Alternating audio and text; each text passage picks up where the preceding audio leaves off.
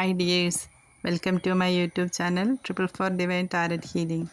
ഇന്ന് നിങ്ങളുടെ ലൈഫിൽ അടുത്തതായി എന്താണ് സംഭവിക്കാൻ പോകുന്നത് എന്നാണ് നോക്കുന്നത്.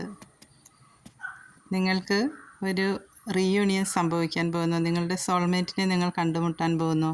നിങ്ങൾ ബ്രേക്കപ്പിലിരിക്കുന്നവരാണെങ്കിൽ നിങ്ങൾക്ക് ഒരു റീയൂണിയൻ സാധ്യമാവുന്നു.